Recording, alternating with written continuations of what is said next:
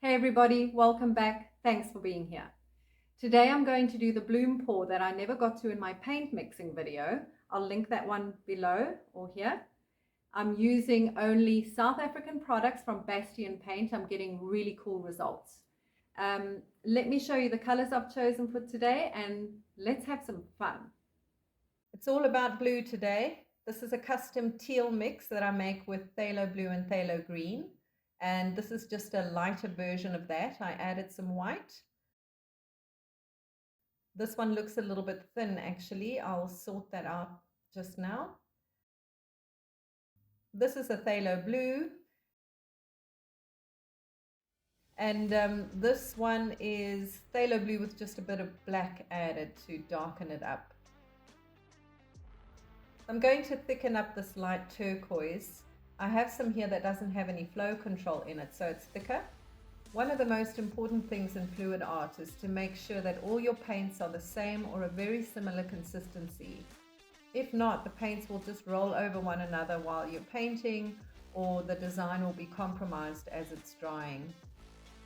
Okay, so those are the colors, and I'm using a white cell activator, just one CA today. Alrighty, let's get started. I'm pouring on a 20 centimeter MDF round that we laser cut and assemble ourselves.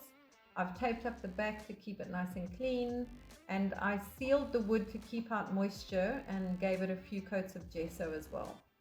So I use a little soap dish to lift the board off the spinner so the paint can drip off while I'm pouring. And then I just add a bit of paint to help secure the board so it doesn't fly off while I'm spinning. And yes, I learned this the hard way.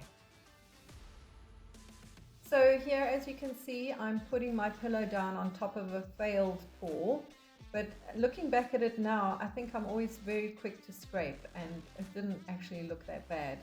Sometimes it's just best to walk away for a few minutes and come back with fresh eyes, and you seem to find the beauty again. Okay, so I'm laying down my colors now. There are no rules here, any way you want to.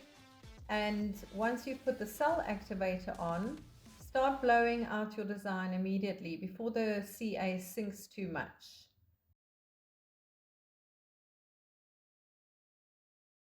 And here I'm just using a straw to blow all the nooks and crannies of the design as close to the edge as possible before I start spinning. Then you don't have to overspin it to fully cover the edges and possibly lose a lot of cool stuff in the process. You actually need to give the CA time to work its magic. The cells take a few minutes to develop, so just be patient and don't be too quick to scrape like I am. And there I was just scraping up all the drippings to keep and use again. I just strain it and then use it for another pour.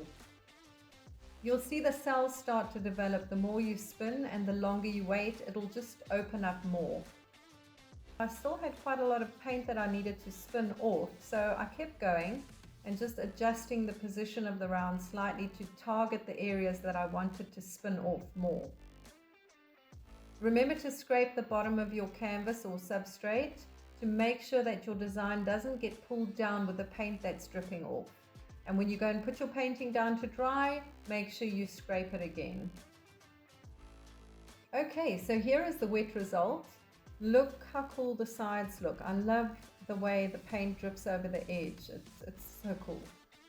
And I've got gigantic cells as well as tiny little bubbly cells. And just look how 3D the cells look.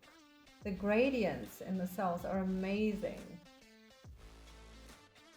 This piece is actually an anniversary gift for two special people in my life, and I think they're going to love it. I hope so.